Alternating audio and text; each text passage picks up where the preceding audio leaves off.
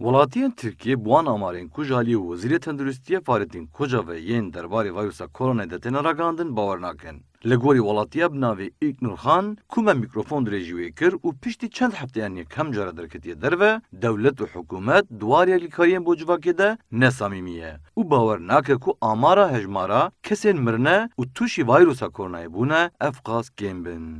Ben ilk defa çıkıyorum dışarı. Piştî çend hefteyan yekem cara ez derdikevim derve. Lê herkes mecbur e karê xwe berdewam bike. Eger dewlet bixwaze çareseriyeke bi bandor peyda bike, nexwe divê pêdiviyên welatiyan pêşwazî bike. Da welatî jî mecbur nemînin û dernekevin kolanan. Lê ev yek nayê kirin û ez helwesta dewletê samîmî nabînim. Ez ji amarên tên parvekirin qet bawer nakim. Her roj tenê sed mirî hene. Ma dibe? Nabe.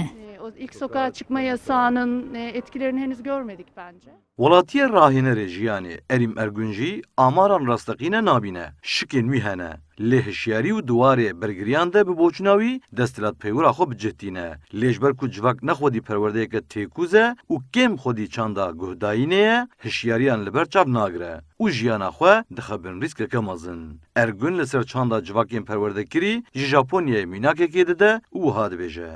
Ben de uzun yıllar Japonlarla çalıştım üst düzey yönetim. Li Japonyayê ji sadê deh hişyariyên li vir nayên kirin. Lê dîsa jî civak di mala xwe de ye û guh dide hişyariyan. Li Tirkiyeyê li gel ew qas hişyariyan jî tu kes di mala xwe rûnane. Em her li derve ne. Em wek civak wisa difikirin ku tiştek bi serê me nayê. O yüzden uyarılar fazlasıyla... Li gel beşek ji civakê, partiyên siyasiyên muxalefetê, dam û dezgehên mafên mirovan û yekîtiya ji rêya bijîşkên Tirkiyê jî di heman baweriyê de ye ku hikûmet amarên rastaqînê ranagihîne.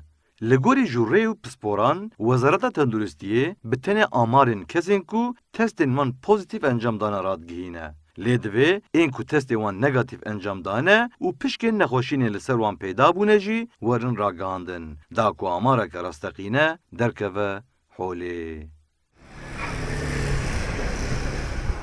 Azat Altun, Kurdistan 24, İstanbul.